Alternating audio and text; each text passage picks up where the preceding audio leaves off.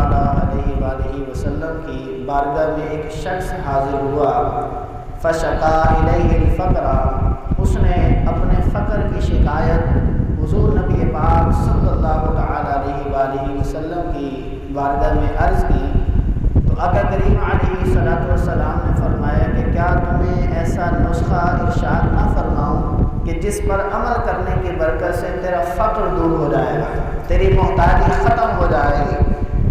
چنانچہ حضور نبی پاک صلی اللہ تعالیٰ علیہ وآلہ وسلم نے ارشاد فرمایا کہ جب کبھی تم اپنے گھر میں داخل ہو تو جا کر السلام علیکم کہہ لیا کرو، چاہے کوئی گھر کے اندر موجود ہو یا نہ ہو، کیونکہ جس گھر کے اندر تم جا کر داخل ہوگے سلام کرو گے، میری روح پاک ہر گھر کے اندر موجود ہوتی ہے۔ پھر ارشاد فرمایا کہ میری ذات پر درود پڑھو، اس کے بعد ہو سکے تو سورہ اخلاص قل هو اللہ احد ایک مرتبہ یہ پڑھ لیا کرو، اللہ رب العالمین تمہارے فقر کو دور فرما دے گا۔ چنانچہ اس شخص نے ایسا ہی کیا، چند ہی ہفتوں کے بعد اللہ رب العالمین نے اس کو اتنا رزق عطا فرما دیا کہ اب وہ خود بھی سیراب ہو رہا ہے اور اپنے ہمسایوں اور رشتہ داروں کے اندر وہ تقسیم کرنے والا بن جاتا ہے۔ تو پتہ چلا گھر کے اندر داخل ہوتے ہوئے سلام کرنے کے بعد اگر ہم درود پاک پڑھنے کی عادت بنا لیں تو بہت ساری انسان کی مشکلات حل ہو جاتی ہیں، فقر و فاقہ ختم ہو جاتا ہے۔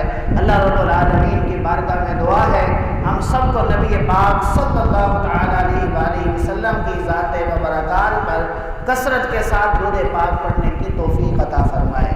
میں نے جو آیت کریمہ پڑھنے کا شرف حاصل کیا، اللہ رب العالمین فرماتا ہے کہ بے شک ہم ہی قرآن کو نازل کرنے والے ہیں اور ہم ہی اس کی حفاظت فرمانے والے ہیں۔ قرآن مجید یہ نبی پاک صلی اللہ تعالیٰ علیہ وآلہ وسلم کا عظیم معجزہ ہے، اور یہ ایسا معجزہ ہے جو قیامت تک قائم رہے گا، اور نبی پاک صلی اللہ تعالیٰ علیہ وآلہ وسلم کے اس عظیم معجزے کی حفاظت اللہ رب العالمین خود فرما رہا ہے، اور اس کی حفاظت اللہ رب العالمین جب خود فرما رہا ہے تو اب اس کو کوئی ختم نہیں کر سکتا۔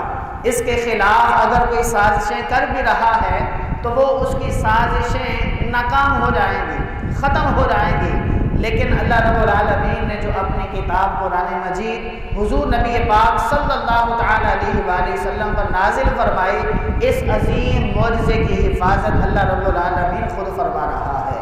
ایک مرتبہ حضرت مولا کائنات رضی اللہ تعالیٰ عنہ سے نبی پاک صلی اللہ تعالیٰ علیہ وآلہ وسلم نے فرمایا کہ اے علی، ہر چیز پرانی ہو جاتی ہے لیکن میرا قرآن قیامت تک نیا ہی رہے گا، اس لیے جب بھی ہم قرآن پاک کی تلاوت کریں ہر مرتبہ اس کا الگ ہی لطف ہوتا ہے۔ اسی طرح اگر ہم قرآن مجید کی تلاوت کو سماعت کریں، قرآن مجید کو سنیں، تو ہر مرتبہ اس کا لطف ایک الگ ہی ہوتا ہے۔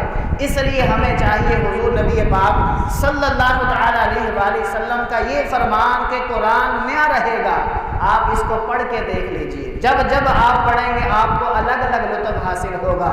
تو قرآن مجید ایسی چیز ہے جو پرانی ہونے والے نہیں بلکہ یہ قیامت تک نہیں ہی رہے گی، اور ایسا عظیم معجزہ کہ حضور نبی پاک صلی اللہ تعالیٰ علیہ وآلہ وسلم کی اس کتاب کو، اس معجزے کو کئی پڑھنے والوں نے اسلام قبول کر لیا۔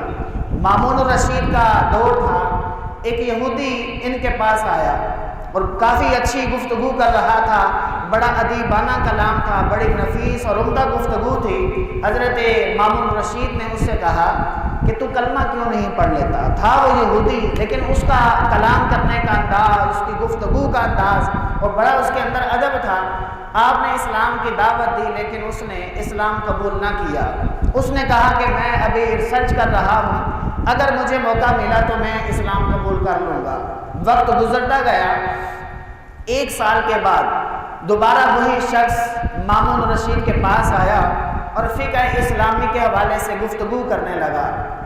مامون الرشید بڑا حیران ہوا کہ عجیب بات ہے، پچھلے سال تم یہودی تھے، کافر تھے، تم نے اسلام قبول کر لیا، اور اسلام قبول کرنے کی وجہ کیا بنی؟ تو اب یہ شخص کہنے لگا کہ جب پچھلے سال میں آپ کی بارگاہ سے اٹھ کر گیا تھا تو میں نے عہد کیا کہ اب اسلامی کتابوں پہ میں سرچ کروں گا، جو آسمانی کتابیں بھی ہیں، جس طرح کہ تورات ہے، انجیل ہے، زبور ہے، قرآن مجید ہے، تو میں نے 3 کتابوں پہ سرچ کی۔ تورات کے حوالے سے بھی میں نے پڑھا، انجیل کے بارے میں بھی میں نے پڑھا، اور قرآن مجید کے حوالے سے بھی میں نے پڑھا۔ جب قرآن مجید کے حوالے سے میں نے پڑھا تو میری عقل دھنگ رہ گئی۔ میں نے چاہا کہ ان تینوں کتابوں کا موازنہ کیا جائے۔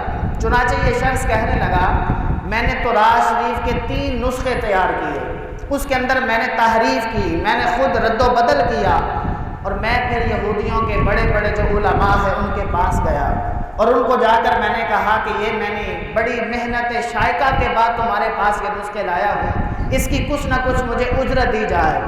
چنانچہ ان یہودی علماء نے اس نسخوں کو خرید لیا اور بھاری رقم بھی مجھے عطا کی۔ میں بڑا حیران ہوا کہ عجیب بات ہے، میں نے اپنی طرف سے کچھ الفاظ اس کے اندر شامل کر دیے تھے، لیکن پھر بھی یہ کلام الہی سمجھ بیٹھے۔ اسی طرح پھر میں نے انجیل کے 3 نسخوں کو تیار کیا، اس کے اندر بھی میں نے رد و بدل کیا، اور پھر جا کر عیسائیوں کے گرجے میں گیا اور ان کے بڑے بڑے پادریوں کو میں نے اپنے نسخے دکھائے، تو وہ بھی بڑے حیران ہوئے۔ انہوں نے بھی اس کتابوں کے بدلے، نسخوں کے بدلے مجھے کافی ساری رقم دے دی۔ میں بڑا حیران ہوا۔ پھر میں نے سرچ کی قرآن مجید کے حوالے سے، اس کے بھی میں نے 3 نسخے تیار کیے، آیات کے اندر رد و بدل کیا، آگے پیچھے الفاظ کو کیا، اور اب مسلمانوں کے پاس، مسلمانوں کے علماء مفسرین کے پاس گیا اور جا کر کہا کہ یہ میں نے محنت کے ساتھ 3 نسخے تیار کیے ہیں۔ جب علماء نے ان تینوں نسخوں کو پڑھا تو ہر آیت جو جس جگہ بنتی تھی انہوں نے اس کو وہاں پر کر دیا، کہا کہ یہ جملہ یہاں آنا چاہیے تھا، تم نے فلان جگہ کر دیا، اس کا سیاق و سباق یوں بنتا ہے، تم نے یوں کر دیا، اس کا فلان جگہ پر یہ والا معنی بننا تھا، تم نے فلان جگہ پر رکھ دیا۔ یعنی کہ علماء نے ایک ایک سورت تو کیا، ایک ایک آیت تو کیا، ایک ایک حرف کے بارے میں کلام کیا۔ میری عقل دھنگ رہ گئی۔ میں نے کہا کہ قرآن مجید کی یہ جو آیت کریمہ ہے، اِنَّا نَحْنُ نَزَّلْنَا الذِّكْرَ وَإِنَّا لَهُ لَحَافِظُونَ، یہ واقعتاً سچی آیت ہے کہ قرآن مجید کی حفاظت کا ذمہ اللہ رب العالمین نے خود لے رکھا ہے۔ میں اسی وجہ سے اسلام قبول کر لیتا ہوں اور اپنے دین کو اسلام شمار کر لیتا ہوں، اور دین کے اندر میں نے آ کر اپنے قدم رکھ لیے ہیں۔ اب میں دین اسلام کا کام کرنے کے لیے نکلا ہوں۔ اے مامون رشید، فقہ کے فلاں مسئلے کے حوالے سے آپ کیا فرماتے ہیں؟ یعنی کہ مامون رشید بڑے خوش ہوئے اور کہا کہ ہاں واقعتاً قرآن مجید ایسی کتاب ہے، اس کو دیکھ کر، اس کو پڑھ کر کئی کفار بھی اسلام کے اندر داخل ہو جاتے ہیں۔ تو یہ قرآن مجید عظیم معجزہ ہے، اور اس کے بارے میں قرآن مجید خود ہی فرما رہا ہے، ذالک الکتاب لا ریب فیہ، یہ وہ کتاب ہے جس کے اندر کسی قسم کا کوئی شک و شبہ نہیں ہے، کسی قسم کا شک نہیں۔ اور پھر قرآن مجید خود چیلنج بھی کر رہا ہے، وَإِن كُنتُمْ فِي رَيْبٍ مِّمَّا نَزَّلْنَا عَلَىٰ عَبْدِنَا فَأْتُوا بِسُورَةٍ مِّن مِّثْلِهِ وَادْعُوا شُهَدَاءَكُم مِّن دُونِ اللَّهِ إِن كُنتُمْ صَادِقِينَ فَإِن لَّمْ تَفْعَلُوا وَلَن تَفْعَلُوا۔ قرآن کیا چیلنج کر رہا ہے کہ اگر تم قرآن کی مثل ایک صورت بھی لانا چاہو تو قیامت تک نہیں لا سکتے۔ یہ مفہوم بیان کر رہا ہوں، قرآن مجید خود چیلنج کر رہا ہے کہ تم قرآن مجید کی مثل کوئی ایک صورت ہی لے آؤ اور اللہ تعالیٰ کے علاوہ پوری کائنات کو اکٹھا کر لو۔ یہاں پر مفسرین لکھتے ہیں کہ پوری کائنات کے انسانوں جن کو اکٹھا کر لیا جائے تو قرآن مجید کی ایک صورت تو کیا، ایک آیت تو کیا، ایک حرف کے اندر بھی تحریف اور تغیر و تبدل ہرگز نہیں ہو سکتا۔ قرآن مجید کو بدلا نہیں جا سکتا۔ اس کی حفاظت کا ذمہ اللہ رب العالمین نے خود لے رکھا ہے، اور پھر اس کی مثل قیامت تک کوئی نہیں لا سکتا۔ اور پھر نبی پاک صلی اللہ تعالی علیہ وآلہ وسلم جس زمانے میں پیدا ہوئے، جس معاشرے میں پیدا ہوئے، جس خاندان میں پیدا ہوئے، جس ملک اور شہر میں پیدا ہوئے، ان کی زبان مادری زبان ہی عربی زبان تھی۔ وہ بڑے فصیح اللسان تھے، بڑے بلیغ اللسان تھے، بڑے بڑے فصحاء، بڑے بڑے بلغاء وہاں پر موجود تھے۔ نبی پاک صلی اللہ تعالی علیہ وآلہ وسلم نے قرآن مجید کی اس آیت کے ذریعے چیلنج بھی کیا تھا کہ قرآن کی مثل کوئی صورت لے آؤ، لیکن وہ قرآن کی مثل نہ لا سکے، کیونکہ قرآن کی مثل لانا ممکن نہیں۔ اور اس وقت چونکہ زمانہ جاہلیت کے اندر بھی لوگ بیت اللہ شریف میں آیا کرتے تھے، عرب کے بڑے بڑے بلغاء فصحاء وہاں پر آتے اور ان کا آپس میں کلام ہوتا، گفتگو ہوتی، اور وہ بڑے خوبصورت اشعار لکھا کرتے تھے، احسن انداز سے کلام کیا کرتے تھے۔ جس کا کلام سب سے اچھا ہوتا اس کا کلام بیت اللہ شریف کی دیوار پر لٹکا دیا جاتا تھا۔ پھر اگلے ہفتے مقابلہ ہوتا، پھر جس کا کلام اس کے کلام سے ہیوی ہوتا اور قوی ہوتا، پھر اس کے کلام کو بیت اللہ شریف کی دیوار پر لٹکا دیا جاتا تھا۔ وقت گزرتا گیا، 7 معلقات ہے جو درس نظامی کے نصاب کے اندر شامل رہی ہے، اور یہ بڑی اعلیٰ اور نفیس کتاب ہے اس حوالے سے کہ اس کے اندر فصیح و بلیغ احسن انداز سے کلام بھی کیا گیا اور ایسے ایسے الفاظ کا ذکر کیا گیا جو بڑی بڑی کتابوں کے اندر بھی نہیں مل پاتے۔ یہ 7 قصیدے ہیں، یہ بھی اسی وقت لکھے گئے، اور جب ایک قصیدہ کسی نے لکھا تو بیت اللہ شریف کی دیوار پر لٹکا دیا، پھر دوسرا لکھا گیا تو وہ بھی لٹکا دیا گیا، حتیٰ کہ یہ 7 قصیدے لٹکا دیے گئے۔ اب بڑے بڑے عربی دان آتے، فصحاء بلغاء آتے، ان 7 قصیدوں کا وہ مقابلہ ہی نہ کر سکے۔ پھر وقت گزرتا گیا، نبی پاک صلی اللہ تعالیٰ علیہ وآلہ وسلم کی ذات پر اللہ رب العالمین نے سورہ کوثر کو نازل فرمایا، اِنَّا أَعْطَيْنَاكَ الْكَوْثَرَ فَصَلِّ لِرَبِّكَ وَانْحَرْ إِنَّ شَانِئَكَ هُوَ الْأَبْتَرُ۔ اب صحابہ کرام علیہم رضوان نبی پاک صلی اللہ تعالیٰ علیہ وآلہ وسلم کی بارگاہ میں عرض کرتے ہیں، یا رسول اللہ صلی اللہ علیہ وسلم، اگر آپ ہمیں اجازت عطا فرمائیں تو کیوں نہ ہم یہ سورہ کوثر ہے اس کو بیت اللہ شریف کی دیوار پہ جا کے لٹکا دیا جائے اور کہہ دیا جائے کہ اس کی مثل اگر کوئی لا سکتا ہے، اس سے احسن کلام لا سکتا ہے تو وہ ہمارے سامنے لائے۔ چنانچہ وہ 7 قصیدے بھی لٹکے ہوئے ہیں، ساتھ میں سورہ کوثر کو بھی وہاں پر جا کر لٹکا دیا۔ اب جو بھی ادیب آتا، جو بھی شاعر آتا، جو بھی بلیغ و فصیح کلام کرنے والا آتا، وہ اس سورہ کو پڑھتا تو حیران رہ جاتا کہ یہ کیسا کلام ہے، اتنی اعلیٰ نفیس اور عمدہ گفتگو کی گئی کہ آج اس طرح جیسا آج تک ہم نے کلام سنا ہی نہیں، نہ ہی اس طرح کا کلام دیکھا ہے۔ چنانچہ ایک بہت بڑا شاعر تھا، اس نے جب 7 قصیدوں کو پڑھا، اس کے بعد سورہ کوثر کی اس نے تلاوت کی، اِنَّا أَعْطَيْنَاكَ الْكَوْثَرَ فَصَلِّ لِرَبِّكَ وَانْحَرْ إِنَّ شَانِئَكَ هُوَ الْأَبْتَرُ۔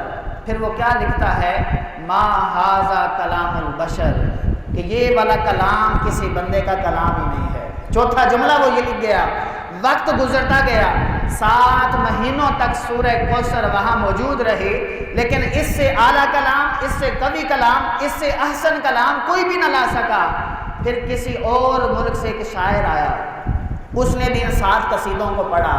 پھر جب سورہ کوثر پر آیا، اس نے پڑھا، اِنَّا أَعْطَيْنَاكَ الْكَوْثَرَ فَصَلِّ لِرَبِّكَ وَانْحَرْ إِنَّ شَانِئَكَ هُوَ الْأَبْتَرُ۔ اس کے بعد جب اس نے یہ پڑھا، ما ھذا کلام البشر، تو حیران رہ گیا، کہنے لگا کہ پہلی 3 آیات وہ الگ کلام ہے، ما ھذا کلام البشر، یہ تو الگ کلام نظر آ رہا ہے۔ پھر وہ یہ لکھنے پر مجبور ہو گیا 5واں جملہ کہ پہلے 3 جملے تو غیر بشر کے ہیں اور آخری جملہ بشر کا ہے۔ ساتھ اس نے کیا یہ لکھا، وَلَٰكِنْ هَٰذَا كَلَامُ الْبَشَرِ، کہ یہ جو آخری حصہ ہے یہ تو کسی بشر کا ہی حصہ ہو سکتا ہے، سابقہ جو 3 آیات ہیں وہ کسی بشر کا حصہ نہیں ہے۔ اس سے پتہ یہ چلتا ہے بڑے بڑے فصحاء، بڑے بڑے بلغاء یہ کوشش کرتے رہے قرآن کی مثل لانے کی، لیکن قرآن کی مثل وہ نہ لا سکے۔ حضرت علامہ سیوطی علیہ رحمہ الاتقان فی علوم القرآن کے اندر کیا لکھتے ہیں کہ اگر قرآن کی مثل لانا ممکن ہوتا تو پھر یہ بدر اور احد کی لڑائیاں نہ ہوتی۔ وہ قرآن کی مثل لے آتے اور چیلنج کر دیتے کہ ہم نے قرآن کا رد کر دیا ہے، لیکن کفار قرآن کی مثل نہ لا سکے اور قیامت تک نہ لا سکیں گے۔ اور یہ بھی یاد رکھیے گا، جب مخالف کے پاس دلائل ختم ہو جائیں، وہ دلائل کے ذریعے قائل نہ کر سکے، تو پھر وہ ذاتیات پہ اتر آتا ہے کہ آپ کی گفتگو کا انداز ٹھیک نہیں ہے، آپ کا بولنا درست نہیں ہے، آپ میں تو فلاں عیب ہے۔ مطلب یہ ہے کہ وہ ذاتیات پہ اتر کر بے تکے کلام کرنا شروع کر دیتا ہے۔ اس لیے کفار جب قرآن کی مثل نہ لا سکے تو پھر لڑائیوں پر اتر آئے، پھر جنگیں ہونا شروع ہو گئیں، پھر لڑائیاں شروع ہو گئیں، لیکن چیلنج اب بھی موجود ہے۔ وَإِن كُنتُمْ فِي رَيْبٍ مِّمَّا نَزَّلْنَا عَلَىٰ عَبْدِنَا فَأْتُوا بِسُورَةٍ مِّن مِّثْلِهِ، قرآن کی مثل اگر لانا ممکن ہوتا تو وہ لے آتے، لیکن یہ کلام خود بتا رہا ہے کہ اس کے اندر کوئی شک و شبہ نہیں ہے۔ حضرت امام شافعی رحمۃ اللہ تعالی علیہ، آپ نے کتاب لکھی جس کا نام ہے الرسالہ، اور آپ نے اپنے شاگرد سے ایک مرتبہ فرمایا کہ اس کا مطالعہ کرو، میرے سامنے پڑھ کے سناؤ۔ جب پڑھا گیا تو کافی ساری اغلاط تھیں. آپ نے فرمایا کہ فلاں لفظ کو ہٹا دو، فلاں جگہ پہ فلاں جملہ شامل کر دو. اس شاگرد نے ایک ہی مجلس کے اندر کتاب کو 80 مرتبہ پڑھا. ہر مرتبہ کوئی نہ کوئی غلطی نکلتی آ رہی ہے، ہر دفعہ کوئی نہ کوئی جملہ آگے پیچھے کرنا پڑ رہا ہے. حضرت امام شافعی رحمۃ اللہ تعالی علیہ فرمانے لگے کہ ٹھیک ہے بس کرو، یہ شان کہ اگر کتاب کے اندر غلطی نہ ہو، یہ شان صرف قرآن مجید کی ہو سکتی ہے، جو خود اعلان کر رہا ہے. پہلے صفحے پہ لکھا گیا ذالک الکتاب لا ریب فیہ، اس کتاب کے اندر کوئی شک نہیں ہے. ورنہ آپ جس بھی مصنف کو دیکھ لیجئے، جس بھی محرر کو دیکھ لیجئے، جب وہ کتاب لکھتا ہے تو شروع میں چند گزارشات پیش کرتا ہے کہ اگر آپ ہمارے ایڈیشن میں کوئی غلطی پائیں تو فلاں نمبر پہ رابطہ کریں، فلاں جگہ رابطہ کریں. وہ یہ اس بات پہ لکھنے پہ مجبور ہو جاتا ہے کہ اس کتاب کے اندر کہیں نہ کہیں غلطی ہو سکتی ہے. لیکن یہ واحد چیلنج ایک کتاب کا ہے جس کو قرآن مجید کہا جاتا ہے.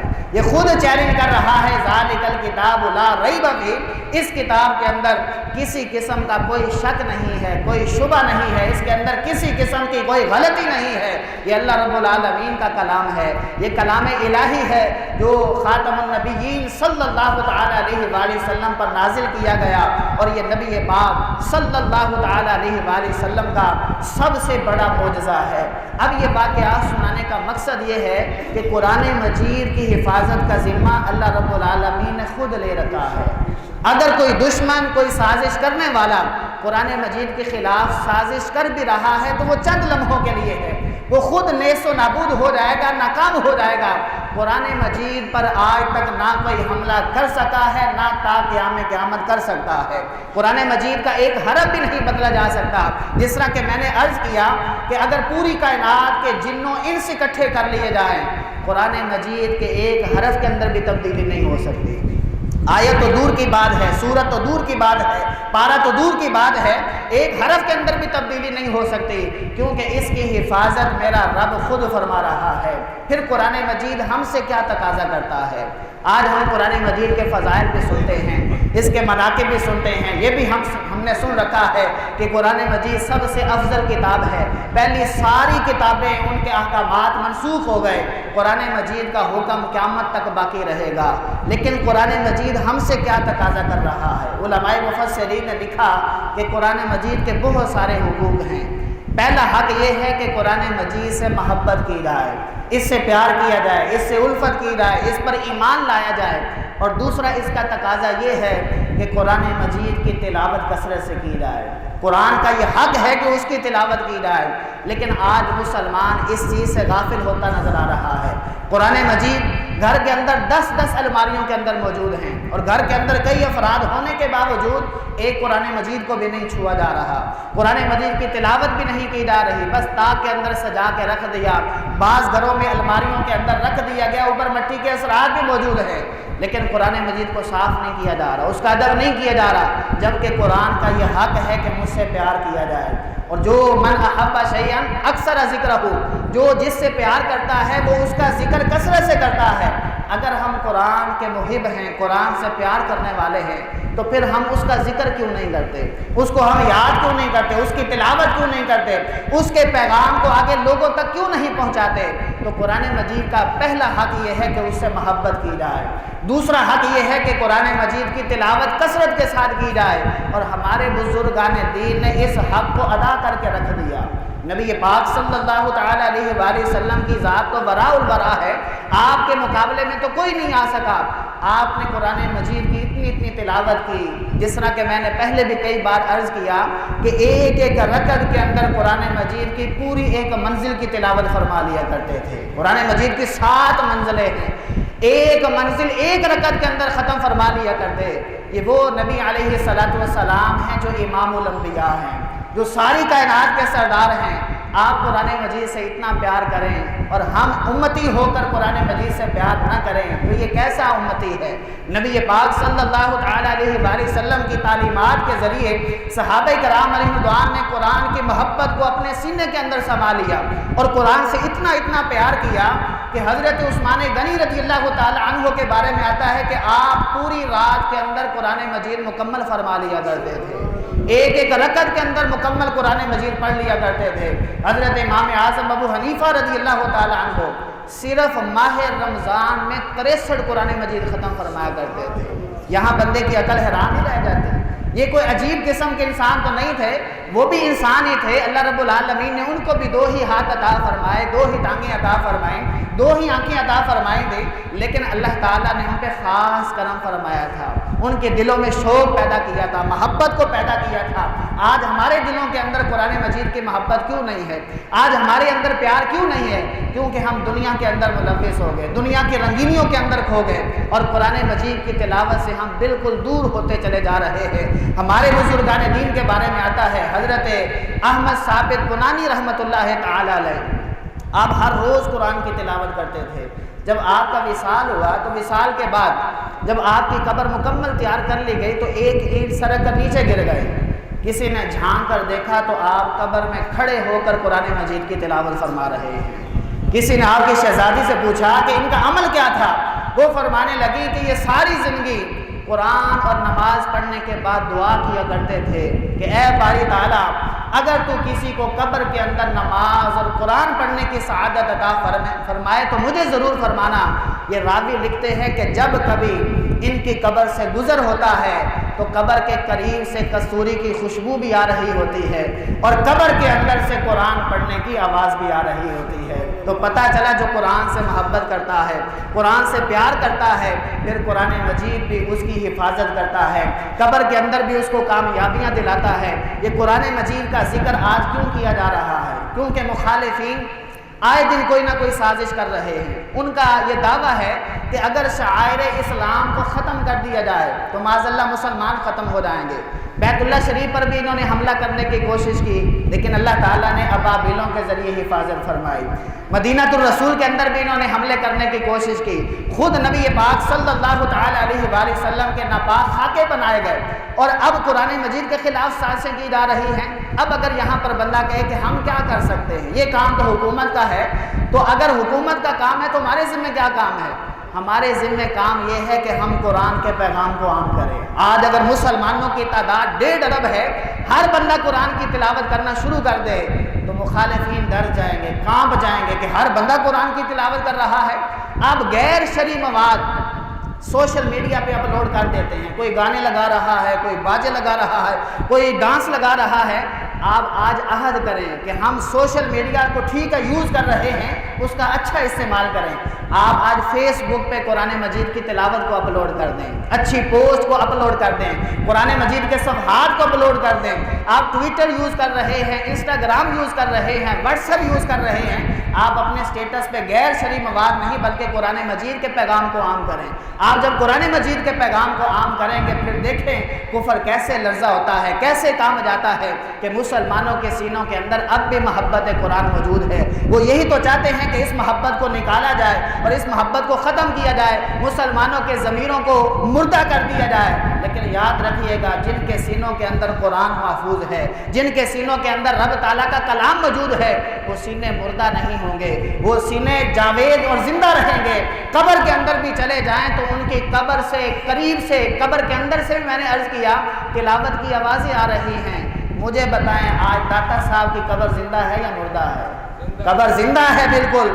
آپ کو اگرچہ آواز نہیں آ رہی لیکن 24 گھنٹوں کے اندر کوئی گھنٹہ آپ کو ایسا نہیں ملے گا جس لمحے آپ کی مبارک قبر کے قریب تلاوت قرآن نہ ہو رہی ہو۔ محبت کی ہے انہوں نے قرآن سے، قرآن کے پیغام کو عام کیا ہے، آج 24 گھنٹے ان کی قبر پہ تلاوت قرآن ہو رہی ہے۔ اگر ہم بھی چاہتے ہیں ہماری زندگی کے اندر بہاریں آئیں، ہماری قبر کے اندر روشنیاں پیدا ہوں، تو پھر ہمیں بھی کثرت سے تلاوت قرآن مجید کرنا ہوگی۔ آج کا دن آپ یوم تلاوت قرآن کے نام سے منائیں، یہ میرا پیغام ہے آپ کو اور آپ سب کو دعوت ہے۔ آج ہر بندہ اپنے گھر جا کے اعلان کرے کہ آج یوم تلاوت قرآن کے نام سے ہم منائیں گے۔ اگر پورا قرآن نہیں پڑھ سکتے تو آپ ایک پارہ پڑھ لیں، ایک پارہ نہیں پڑھ سکتے تو آپ صرف سورہ یاسین شریف ہی پڑھ لیں۔ کتنی دیر لگے گی سورہ یاسین شریف پڑھنے میں؟ صرف 10 منٹ لگیں گے زیادہ سے زیادہ، اور اجر کتنا ملے گا؟ 10 قرآن مجید ختم کرنے کا ثواب ملے گا۔ آج ہم دوسری جگہوں پہ بڑا وقت ضائع کر دیں گے، فیس بک چلاتے ہیں 2-2 گھنٹے گزر جاتے ہیں، شادیوں پہ کئی گھنٹے ہم ڈانس دیکھتے رہتے ہیں، گانے سنتے رہتے ہیں، ہم 3 گھنٹے کی فلم بڑی توجہ کے ساتھ دیکھیں گے، لیکن خدا را قرآن مجید کی جب باری آئے تو پھر آپ کا دل ڈولنا نہیں چاہیے۔ قرآن مجید کی تلاوت بھی ہمیں 3 گھنٹے تو کرنی چاہیے۔ اگر آپ دیگر افعال غیر شرعی چیزوں کے اندر اپنا وقت برباد کر رہے ہیں تو آپ وہی وقت دین اسلام کے لیے دے کر دیکھیں۔ دین اسلام کی محبت اپنے سینوں میں پیدا کریں، قرآن مجید کی محبت اپنے سینوں میں پیدا کریں، قرآن مجید کی تلاوت کثرت کے ساتھ کریں، پھر دیکھیں آپ کی زندگی کے اندر بہاریں آتی ہیں یا نہیں آتی۔ اللہ رب العالمین کی بارگاہ میں دعا ہے ہم سب کو قرآن مجید سے سچی پکی محبت نصیب فرمائے۔ وآخر دعوانا